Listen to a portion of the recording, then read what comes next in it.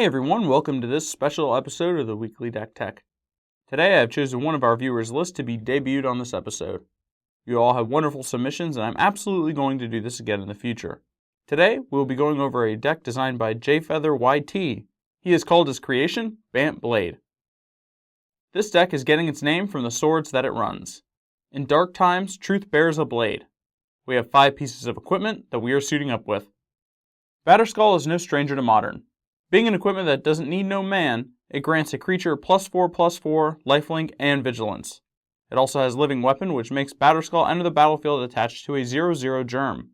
This card is quite powerful all on its own against most creature-based strategies, and burn, while its ability to be a Lone Ranger makes it fantastic against control decks. Sword of Feast and Famine is a very powerful card against the control decks and black-green X decks. Granting protection against black and green is already enough to stop a Goyf or Tasker in its tracks, but it also stops Terminate, Dismember, and other black removal. When a creature with this sword connects with a player, that player discards a card and you get to untap your lands. This is a massive tempo swing. It's going to enable this deck to play its cards in its first main phase, and after damage, to hold up counter magic. Sword of Fire and Ice is terrific against control and Delver lists. Protection from red and blue means it can't be the target of Lightning Bolt, Terminate, Electrolyze, and other burn spells. When you whack a player with this sword, you get to shock a creature or player and draw a card. Sword of Light and Shadow is fantastic in this list.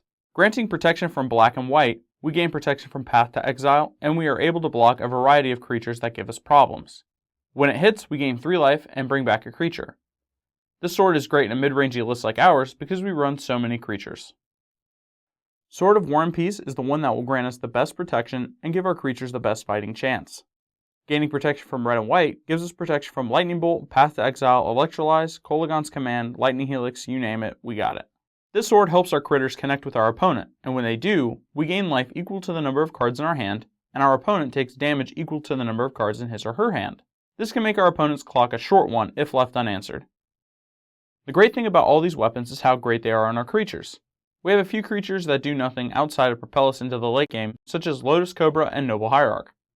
Mana Dorks late game always seem to be dead draws, but if we have any weapons in play, we could suit them up for battle.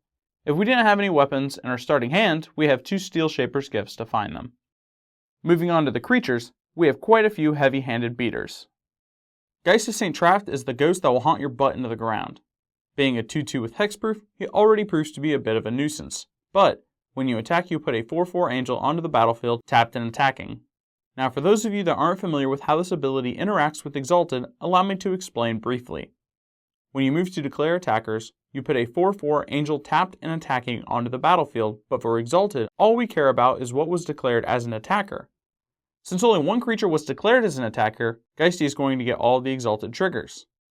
Creatures that enter tapped and attacking were not declared as an attacker, but rather put into play as attackers. This makes Geist way strong in a list with 6 potential Exalted triggers and 5 equipment. Knight of the Reliquary is a monster. Being a 2/2 that gets bigger by 1 with each land in your graveyard, this Knight also has the ability to fix your mana and thin out your deck quite quickly. Knight of the Reliquary can prove to be a heavy hitter at any stage past turn 5 due to all of our fetch lands. Meringue Crusader is another gem in this list. While having protection from black and green, Mirran Crusader also has double strike. He will defend the fort from Tarmogoyfs, Tassigers, hordes of Gurmag Anglers, and other beasties that see play in Modern. What really sends this guy over the top is 2 of the swords in our deck in particular. Sword of Fire and Ice, and Sword of War and Peace. Making Mirran Crusader a 4/4 is insane, but even scarier to have protection from 4 colors.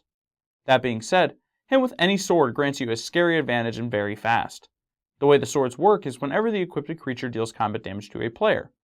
See, with most creatures you just get 1 trigger, but a creature with double strike, you will get 2. This will make for some very lethal synergy. Mirran Crusader is our Babe Ruth. When we say, yeah, I got a guy for that, we are talking about Qasali Pridemage. This guy is such an amazing utility creature for our deck that makes our matchups against combo very fair. Having Exalted is awesome, but having Naturalized stapled to his face is even better. This allows us to combat Splinter Twin, Amulet of Vigor, and Pyromancer Ascension for combo lists, and it helps us fight against Affinity by being a 2/2 and a removal spell for most permanents in their deck. Moving on, we have a very strong suite of Mana Dorks that are quite amazing at what they do. Noble Hierarch is a modern staple of mana rampers. We have a 0/1 that gives us 3 colors of mana, which in this deck, it just so happens to be the right 3 colors. This little lady also gives our Lone Rangers Exalted, giving them an edge in combat. Noble Hierarch on turn 1 allows us to play any creatures in our list and most of the equipment we have on turn 2. This is a very useful card to have. Lotus Cobra is a card that will launch us into the late game very fast. The Snake's landfall trigger grants us 1 mana of any color whenever a land enters the battlefield under our control. This is fantastic with our fetch lands in Knight of the Reliquary. We can have Mana Leak and Remand held back with just 1 fetch land sitting on the board. Being a 2/1 also allows us to block X2s for lethal. The strategy behind this deck seems to be just getting a creature on board and protecting it till your opponent falls over dead. We can protect all of our guys with Mana Leak and Remand, but we also have the swords. When a turn or 2 goes by, and we find out what colors our opponent's using, we can grab the sword that best fits the job with Steelshaper's Gift. Now, from what I was given a look at the deck list provided at tappedout.net, Jayfeather hasn't locked in a sideboard.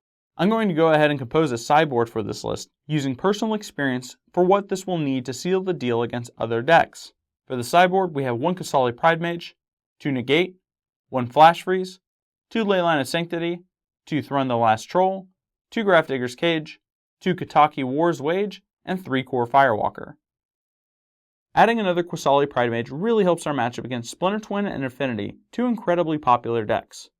We want to make sure we can fight them on fair terms, and if we can achieve that, then we should be able to win quite easily. Negate will help in our matchups against Control and Combo. We don't need this card all the time, but every time you draw 1 Negate, it will typically be a lifesaver. I would bring this in against Twin, Amulet Combo, Control, and Burn. Flashfreeze is a card to help us combat Zoo, Jund, and Burn. It stops most creatures in Zoo and Jund, and counters every spell in Burn. Leyline of Sanctity is fantastic against Burn and decks with a lot of hand disruption. Jund and Big Abzan are big offenders here. Thrun is just a pain for any control list to deal with. Being untargetable by the opponent, he also has Regenerate, making him hard to beat in combat. We can strap him up with any equipment and win the game. Bring him in against Jund, Control, and Grixis variants of Twin and Delver. Grafdigger's Cage might seem left field, but this card will help you win countless games against Collected Company decks and Snapcaster decks. It won't stop our Steelshaper's Gift because we aren't grabbing any creatures, but it will stop Collected Company because of the way the card works. When looking at the top cards of your library, those cards are still in your library. Grafdigger's Cage stops that nonsense right away. Kataki War's Wage is our easy pickup for Affinity. Yes, he hurts our swordsmen and their weapons, but we only typically have 1 or 2 artifacts in play, where our Affinity opponent will have a whole deck's worth in play. The juice is worth the squeeze here. Kor Firewalkers are just fantastic against red decks. If you see a deck with Lightning Bolt as the choice removal spell, slide this guy in if you find it to be necessary. If that deck is Burn, then auto-include this guy for games 2 and 3. You'll gain a ton of life and never get tossed off the battlefield. Alright, well if you guys and gals out there have any suggestions for this deck, please post them down in the comments. This deck is really awesome and luckily I had the cards to build it. I tested a few games out against Tron and this was a hand I kept on the play. Do you think I should have kept this hand? Well, a big thank you to everyone who submitted their lists. I'll definitely do another one here in the future because I got to see how my viewers love to play Magic, and that was a big enough reward for me to do it. Thanks again folks for stopping by to hang out here at Gathering Magic.